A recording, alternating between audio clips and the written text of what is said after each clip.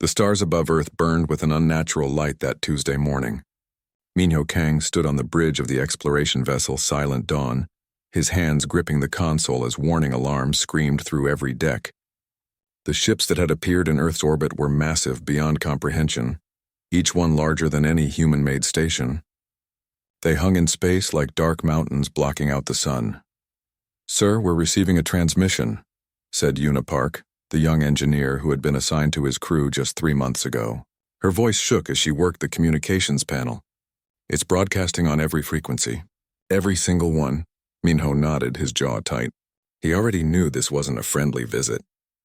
The exploration missions had picked up strange signals for weeks, warnings from distant colonies about something moving through space, destroying everything in its path. Now that something had found Earth, the transmission came through in harsh guttural sounds that the computer struggled to translate. The message was simple and terrible. The Vakreen Dominion had arrived. Humanity would submit to their empire or be eliminated. There would be no negotiation. There would be no second chance. Earth had 72 hours to respond. Minho watched through the viewport as Earth's defense fleet scrambled into position. Hundreds of ships, humanity's pride, their best weapons and shields. Against the Vakreen vessels, they looked like insects facing down a storm. He had been in the military for 15 years. He knew what was coming. "Get us moving," he ordered. "Pull away from the planet. We need distance." "Sir, our orders are to support the defense fleet," Daehyun Choi said from the tactical station. The older man had seen combat before, real combat in the colony wars. His expression told Minho that he understood the truth too. "Our orders are about to change," Minho replied quietly. He was right. Within 6 hours, the Vakreen opened fire. The first shots were precise, surgical. They targeted military installations, defense platforms, weapon factories. But when Earth's government rejected their demands, when humanity chose to fight rather than surrender, the Vakreen showed no mercy. Una gasped as the tactical display lit up with red markers. Cities were burning. Orbital bombardment had begun. New York, Beijing, Mumbai, Lagos, São Paulo. One by one, Earth's greatest cities disappeared under plasma fire. The defense fleet fought desperately, but Vakreen technology was centuries ahead. Human ships exploded like fireworks, achieving nothing. "We're receiving new orders," Hana Lim called from the pilot seat. She was young, barely 22, with instincts that had earned her a place on an exploration crew despite her age. "All non-combat vessels are ordered to begin evacuation procedures." Civilian priority. Minho closed his eyes for 1 second, just one, letting the weight of it crush him. Then he opened them and started giving orders. "Plot a course to the nearest evacuation zone. Maximum speed. Taehyun. Start converting cargo bays for passengers. Strip out everything we don't need. Yuna, coordinate with other ships. We need to move as many people as possible." The Silent Dawn raced toward Earth even as the planet died below them. Minho watched the screens showing the destruction. The Vakreen weren't just attacking military targets anymore. They were burning the atmosphere itself, turning Earth's sky into fire. This wasn't conquest. This was genocide. The evacuation zones were chaos. Thousands of ships from massive colony transports to personal yachts, all trying to save whoever they could. Minho brought the Silent Dawn into a decaying orbital platform where refugee transports were loading. The scenes inside were nightmares. Families torn apart. Children screaming for parents who would never come. People fighting for spaces on ships that were already overloaded. Una worked without stopping, managing the boarding process, making impossible decisions about who could fit and who couldn't. Minho saw her face grow harder with each choice, saw the light in her eyes dim as she sentenced people to death simply by running out of space. "We've got 4,000 aboard," Daehyun reported. "We can't take more. The life support won't handle it." "Take 500 more," Minho ordered. "We'll figure out the life support later." One of the last refugees to board was Yuna's transport group. She had been coordinating from a station, not from the Silent Dawn. Minho watched her stumble up the loading ramp, carrying nothing but a small metal case. Her face was gray with shock. "My family was in Seoul," she said to no one in particular. "I tried calling them. The whole city is gone. Just gone." Minho wanted to comfort her, but there was no time. The Vakreen were targeting evacuation ships now. Anything trying to leave Earth was being hunted down and destroyed. On the tactical display, Minho watched friendly markers disappear one after another. "All ships, this is Captain Kang of the Silent Dawn," He broadcast on the evacuation frequency. We need to jump to hyperspace immediately. Coordinate your destinations and go. Don't wait. Don't look back. His own navigation officer looked at him with hollow eyes. Sir, where do we go? The colonies will be next. Everywhere humans live, the Vakreen will follow. Minho looked at the screen showing Earth one last time.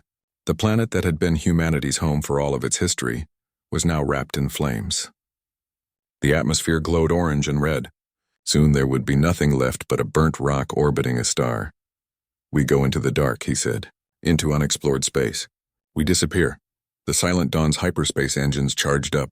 Around them, other ships were doing the same, scattering in every direction. There was no plan, no coordination. Just survival. Just escape. But before they could jump, Yuna rushed to Minho's side. Sir, wait. I need to tell you what's in this case. She held up the metal container she had been clutching. When the attack started, I was at the military research facility. I grabbed everything I could. AI cores, weapons specifications, experimental stealth technology. If we're going to survive out there, we need every advantage. Minho looked at her with new respect. Even in the chaos, she had been thinking ahead. Good work. Get it to engineering. We'll need all of it. The last thing Minho saw before the Silent Dawn jumped to hyperspace was Earth's moon. The Vakreen had left it untouched, a silent witness to humanity's end. On its surface, the old Apollo landing sites remained, footprints in dust that would outlast the civilization that made them. The jump to hyperspace felt like drowning. Reality twisted and bent around the ship. When they emerged 3 light years away, the crew sat in stunned silence. They were alive. They had escaped, but victory felt like ashes in their mouths. How many ships made it out? Dahyun asked quietly. The communications officer worked his console, tears streaming down his face. I'm detecting 43 human ships in scanning range. Before the attack, Earth had a population of 8 billion. Best estimates say maybe 340 million escaped. 340 million out of 8 billion. Minho did the math automatically. A 4% survival rate. The Vakreen had murdered humanity. They had killed Earth itself. What do we do now? Hunter asked. She looked so young, so lost. Minho stood up straighter. He was a captain. These people needed him to be strong. Now we survive. We find the other refugees. We build something from what's left. And someday, somehow, we make the Vakreen pay for what they've done. It was a promise he had no idea how to keep. They were refugees in broken ships running from an empire that controlled thousands of worlds.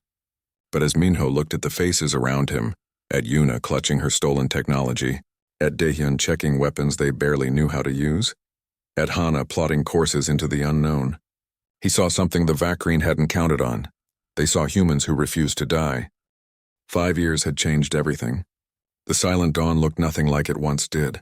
Scorch marks from plasma fire covered its hull. Repairs made from salvaged Vakreen parts gave it a patchwork appearance. Inside, the ship felt more like a military vessel than an exploration craft. Every corridor had weapon storage. Every crew member knew how to fight. Minho stood in what used to be the observation deck, now converted into a tactical command center. Around him, holographic displays showed the positions of 11 other ships. His fleet. It was a strange word for such a desperate collection of vessels. Colony transports, cargo haulers, a few lucky military ships that had escaped Earth. 12 ships carrying 47,000 human beings. All that remained of his group. Captain, we've got incoming signals, Jin Wuhan said from the intelligence station.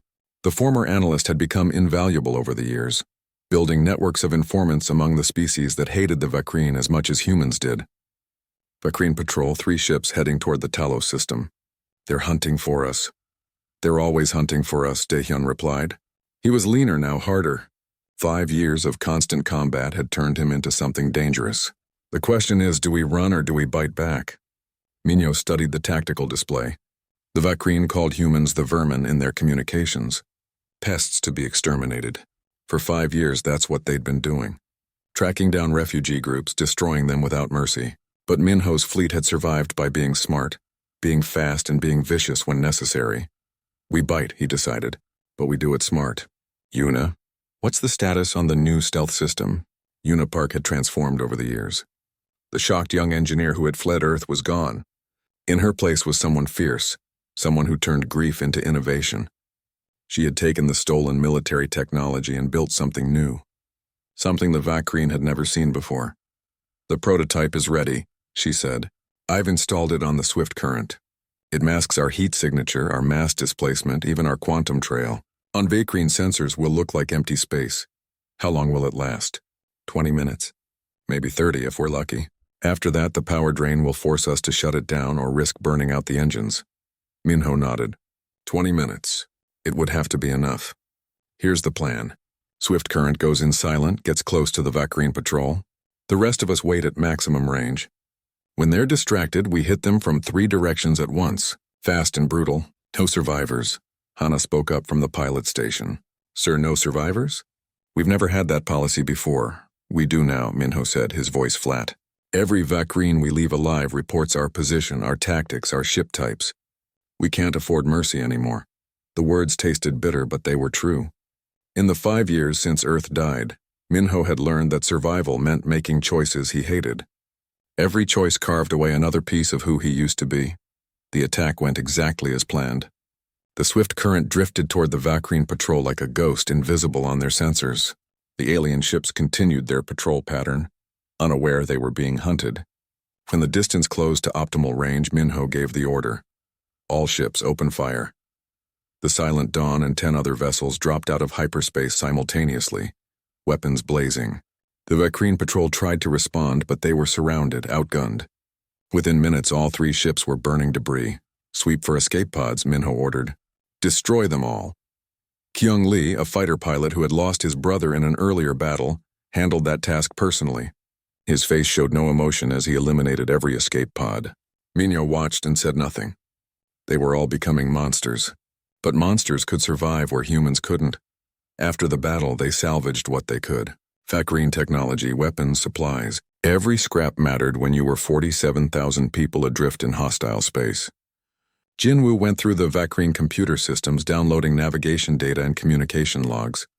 "This is interesting," Jinwoo said, studying a display.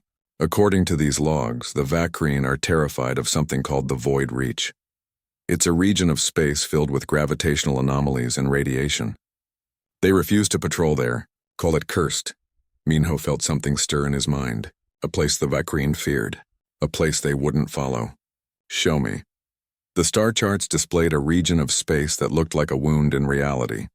Unstable gravity wells, cosmic radiation storms, phenomena that would make navigation nearly impossible. It was a death trap. It was perfect. "Plot a course," Minho ordered. "We're going into the Void Reach." "Sir, our ships aren't designed for those conditions," the navigation officer protested. "The radiation alone could kill us." "Then Yuna will figure out how to shield us," Minho said. "We can't keep running forever. We need a base, a place to hide and rebuild. The Void Reach is our best option." The journey took 3 weeks.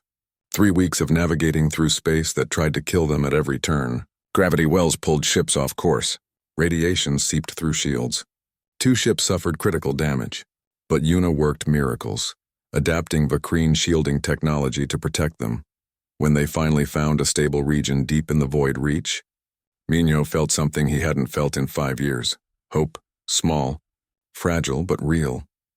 They set up their base around a dead star, its gravity well providing some stability. The ships linked together, forming a makeshift station. 47,000 people began the work of survival, growing food in hydroponic bays, manufacturing parts, training for combat. But it was at a council meeting 2 months later that everything changed. Somin Bayek, the fleet's chief medical officer, spoke words that shifted their entire future. "We can't just survive anymore," she said. "Every day we hide, more human refugees are dying out there. The Vakreen are hunting them down. We have the technology now, the weapons, the knowledge. We need to stop running and start fighting back." "We've been fighting," Daehyun argued. "Every supply convoy we raid, every patrol we destroy." "No," Somin shook her head. "We've been surviving. Fighting back means making the Vakreen afraid, making them regret what they did to Earth."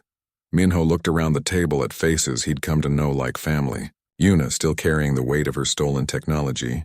Jinwoo, with his networks of spies and informants. Kyung burning with controlled rage. Hana, who had learned to pilot through asteroid fields at speeds that should be impossible. "She's right," Minho said finally. "We've spent 5 years running. Maybe it's time we became the hunters instead of the hunted." Over the next months, everything changed. Yuna's stealth technology improved. They began launching coordinated strikes against Vakreen targets. Not random attacks, but calculated operations designed to cause maximum fear. Jinwu developed psychological warfare tactics. They started leaving no survivors, but they left evidence. Evidence that made it clear humans had been there. Evidence designed to terrify. The Vakreen began to whisper about the vermin becoming something else. Something that struck from nowhere and vanished without a trace. Some Vakreen crews started calling them Void Phantoms. Then came the disaster at Corvash Nebula. A Vakreen hunter-killer fleet had tracked them. 6 massive warships against Minho's 12 vessels. The battle was desperate, brutal. Minho watched half his fleet die, saw thousands of people he'd sworn to protect burn in the void. They escaped barely, with 6 ships and 19,000 survivors. The loss nearly broke them, but in the depths of the void reach, surrounded by cosmic horror and death, the survivors made a choice. They voted. Not on whether to continue fighting. On how far they were willing to go, the vote was unanimous. "We're done being victims," Minho said to the assembled survivors. "We're done running.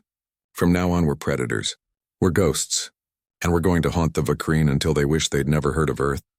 Yuna stood beside him, holding up a data pad showing new stealth ship designs. "I can make us invisible. Completely invisible. We'll be ghosts in truth."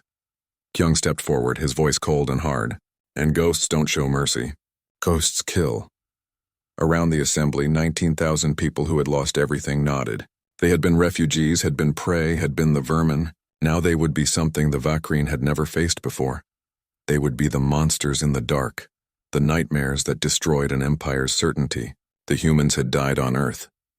What emerged from the void reach was something new, something forged in pain and survival and rage. The ghosts were born. 8 years after Earth burned, the Vakreen Empire learned what true fear meant. The battleship Eternal Glory hung in orbit above a conquered world, its commander watching thousands of slaves work in surface mines. The ship was one of the Vakreen's finest, armed with enough firepower to destroy a fleet. Its shields could withstand sustained bombardment. Its crew of 3,000 were among the Empire's best warriors. None of it mattered. The attack came without warning. No sensor alerts. No proximity alarms. One moment Eternal Glory was alone in orbit. The next, 3 human ships materialized from nothing, already firing. Their weapons punched through shields that should have been impenetrable. Plasma fire tore through armor designed to stop capital ship cannons. The Vakreen crew never had a chance to respond. Within 90 seconds, Eternal Glory was a dead hulk. Its reactor core bleeding radiation into space. Every single crew member was dead. The attackers vanished the same way they appeared, like ghosts. The only evidence they left behind was a single transmission, broadcast on all Vakreen frequencies. It showed Earth's coordinates and a simple message in the Vakreen language. "Remember." Minho watched the recorded footage of the attack from his command chair aboard Silent Dawn. 3 years had passed since they emerged from the void reach as something new. 3 years of attacks that seemed impossible, that defied everything the Vakreen understood about warfare. "The ghost drive worked perfectly," Yuna reported. She looked older now, though she was barely 30. The years had carved lines into her face, but her eyes burned with fierce intelligence. "They never saw us coming. The new power systems gave us 45 minutes of complete invisibility." "And the weapons modifications?" Daehyun asked. "Vakreen shields are designed for conventional attacks," Yuna explained. "Our quantum disruptors phase through them like they don't exist. We adapted the technology from their own research files." Minho nodded. The irony wasn't lost on him. They were using Vakreen technology, improved by human innovation, to destroy Vakreen ships.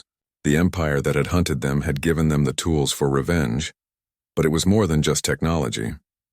Hyejin Song, a former professor who now headed their psychological warfare division, had turned fear into a weapon more powerful than any gun.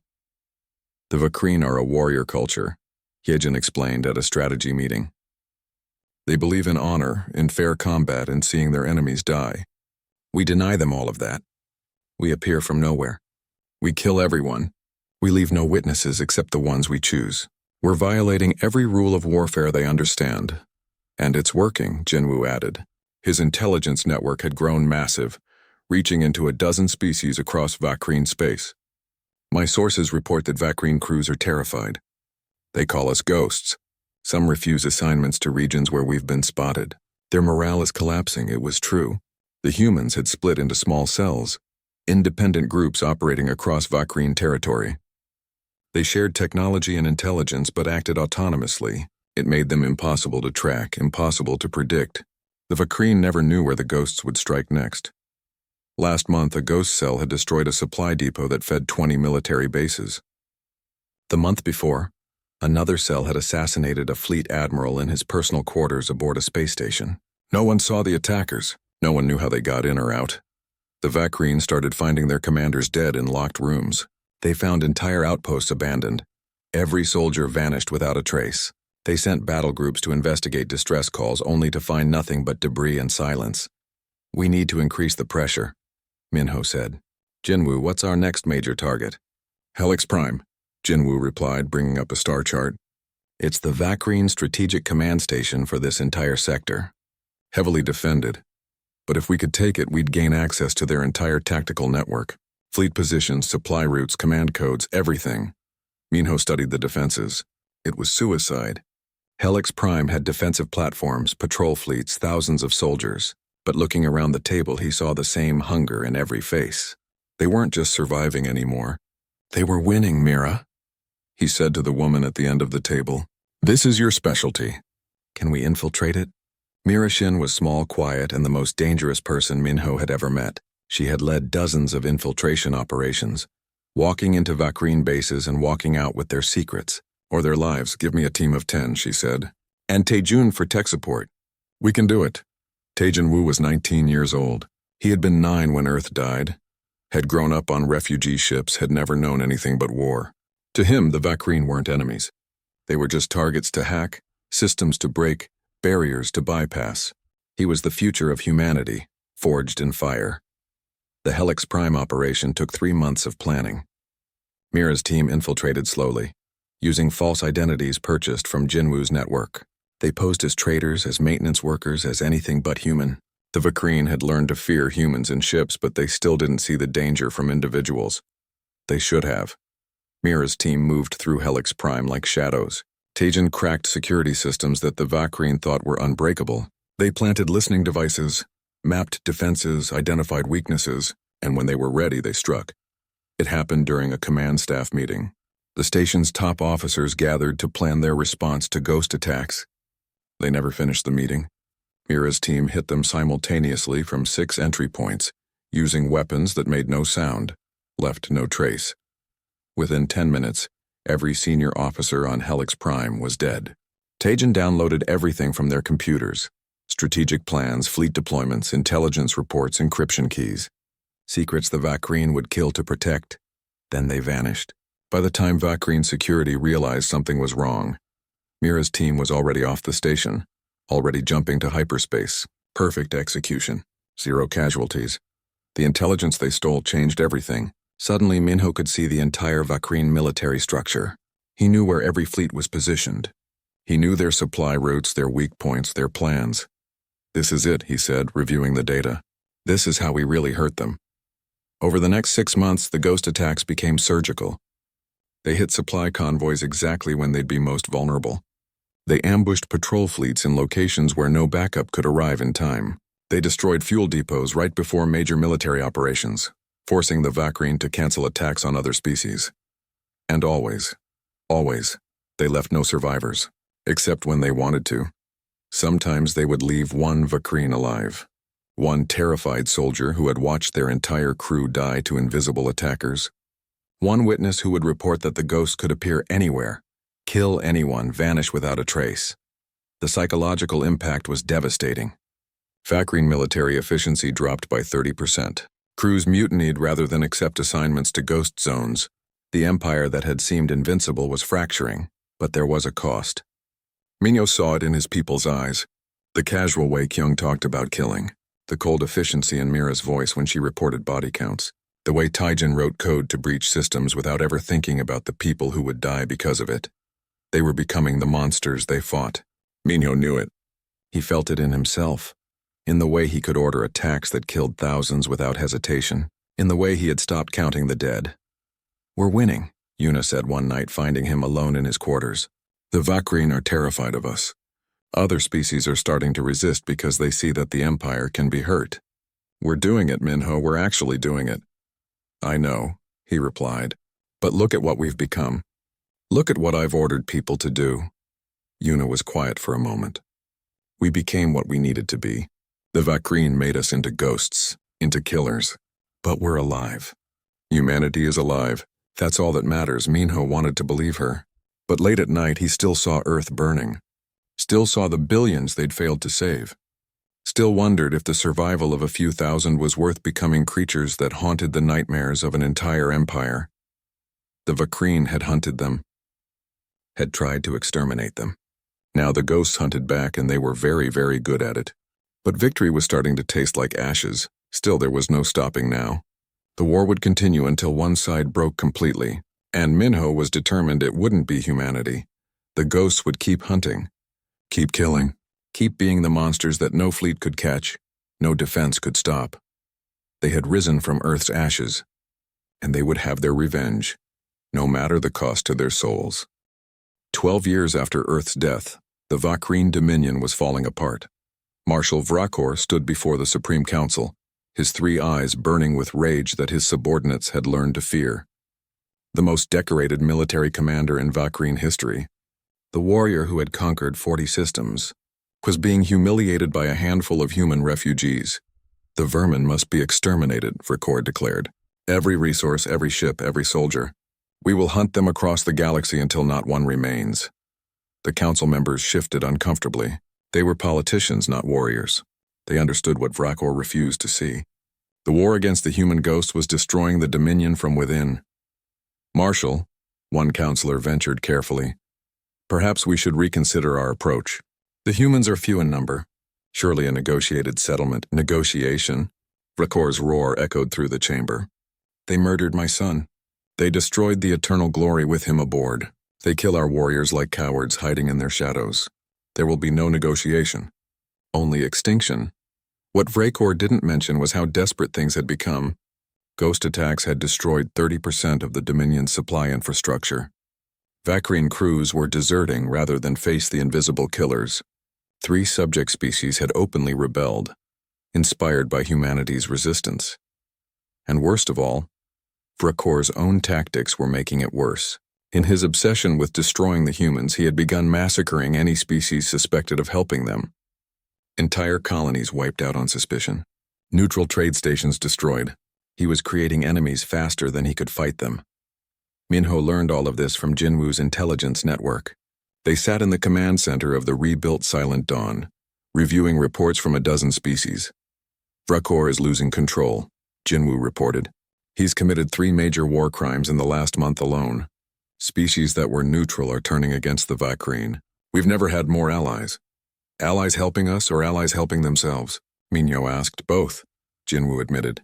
They see the Dominion weakening. They smell blood in the water. But it works for us either way. Sun Wu Nam, Minho's strategic advisor, brought up a tactical display. The young woman had a gift for seeing patterns others missed, for understanding how small actions could cascade into major victories. There's an opportunity here, Sun Wu said. The Vakreen homeworld. It's the heart of their empire, their symbol of invincibility. No enemy has reached it in 3,000 years.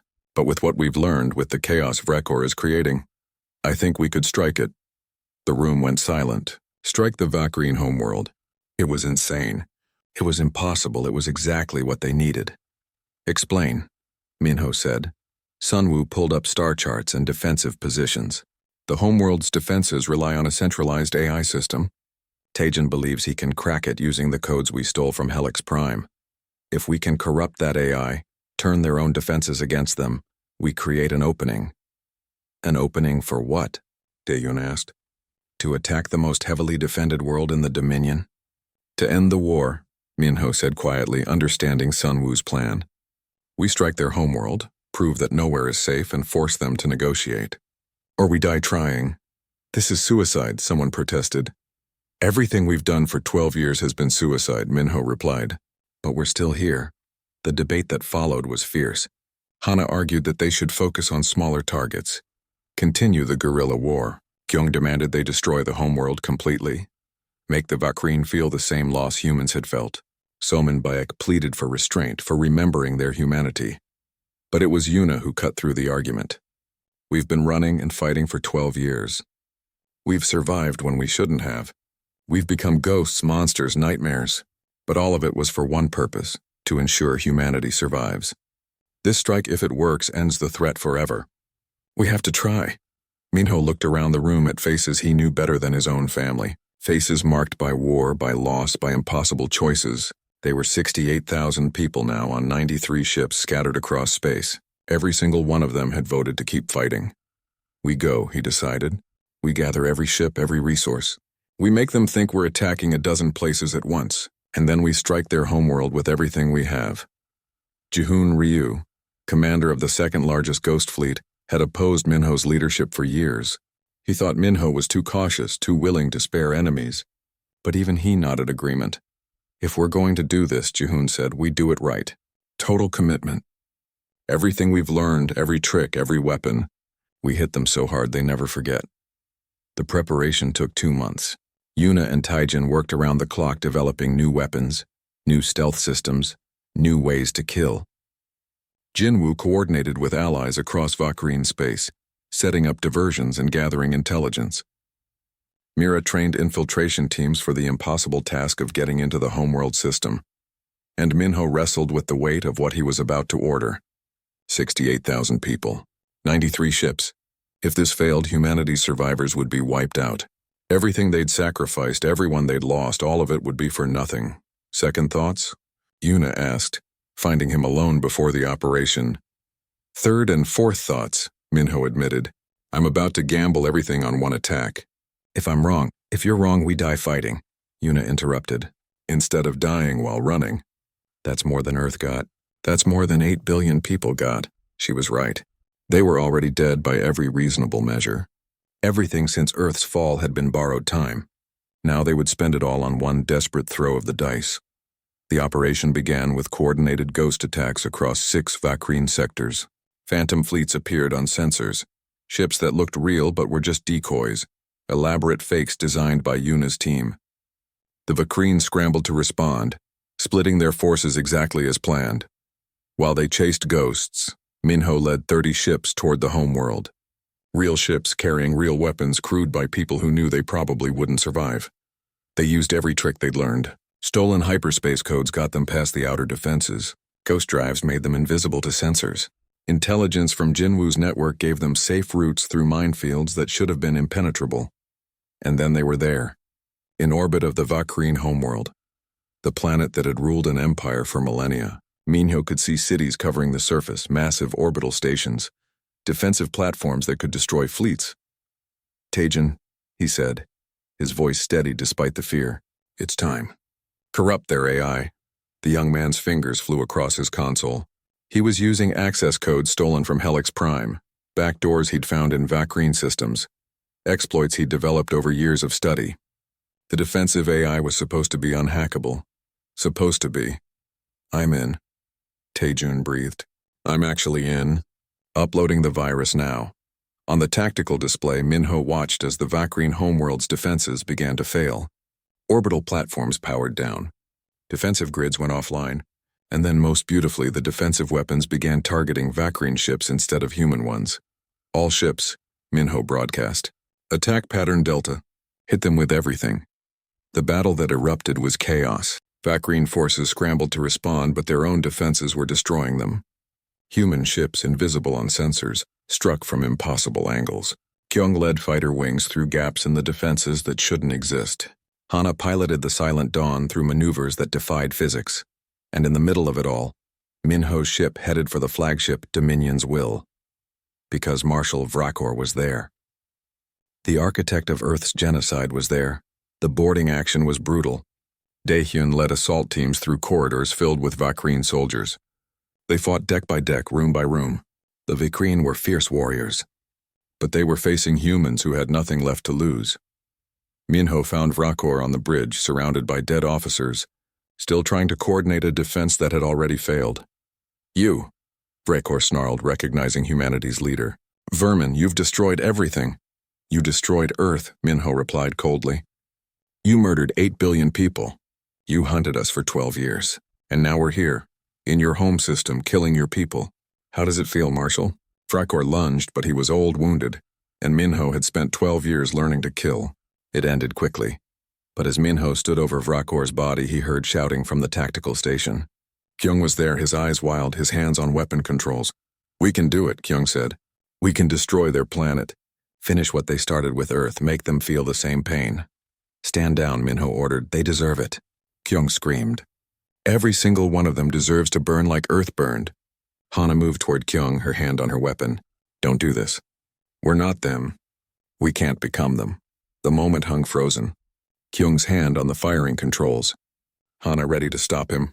Minho realizing that this was the real choice. Not whether they could destroy the Vakrine homeworld, but whether they should. Minho stepped forward. We came here to end the war, not to become genocidal murderers. Stand down, Kyung, that's an order. For a terrible second, he thought Kyung would fire anyway. Then the pilot's shoulders slumped and he stepped away from the controls, tears.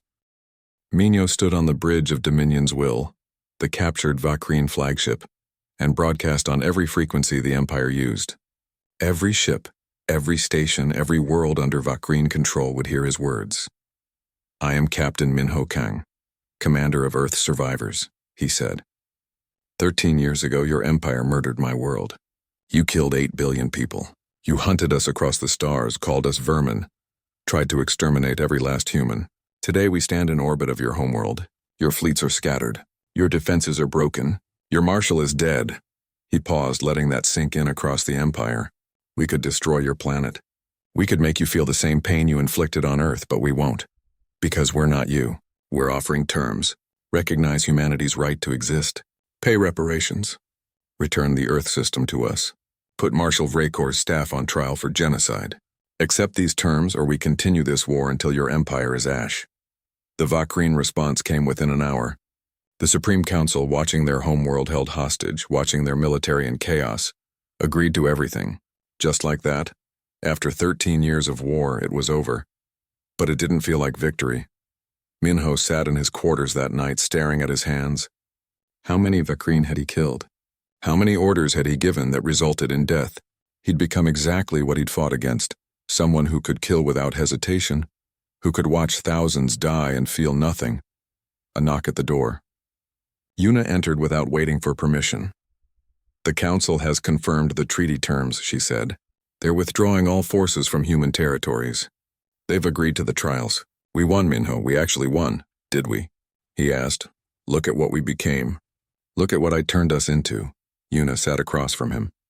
You turned us into survivors. Into fighters. Yes, we did terrible things, but the alternative was extinction. You made the choices no one else could make, and you kept us alive. Kyung wanted to destroy their homeworld today, Minho said quietly. Part of me wanted to let him. Part of me thought they deserved it. But you didn't, Yuna replied. When it mattered most, you chose mercy. That's what separates us from them. The integration of victory was strange. Ghost cells across the galaxy received the news with mixed reactions. Some celebrated. Others, like Kyung, felt cheated of full revenge. All of them had to figure out what came next. Jihun Ryu's fleet chose to stay in deep space. We've been ghost too long, he told Minho. We don't fit in civilized space anymore. We'll patrol the frontier, protect the borders. It's what we're good at. Jinwoo disbanded most of his intelligence network, though he kept connections with the species they'd allied with. We made friends out there, he said. Real friends. That's worth maintaining. Soman Bek set up medical facilities to help survivors recover, not just from physical wounds, but from the mental scars of 13 years at war. We're all damaged, she said. All of us. Healing will take time. But it was Tajin's discovery that changed everything. While processing the stolen Vakrine data, he found something impossible. Earth's final days had been recorded in detail by Vakrine forces, and buried in that data were coordinates to emergency bunkers that had been sealed during the bombardment. There might be survivors, Tajin said, his young face pale with shock. On Earth, people who made it to the bunkers before the atmosphere burned. They could still be alive. The journey back to Earth took 2 weeks. Minho stood on the bridge of Silent Dawn, watching the system appear on sensors. The system he'd fled 13 years ago. The home he'd thought was dead forever. Earth looked like a corpse. The atmosphere was thin, poisoned. The oceans had boiled away. The surface was scorched and dead. But Taijin's scanners found what they were looking for: life signs deep underground. The rescue operation took 3 months. They found 37 bunkers, each holding anywhere from a few hundred to several thousand people. Survivors who had lived in darkness for 13 years, rationing supplies, not knowing if rescue would ever come. 143,000 people, pulled from Earth's grave.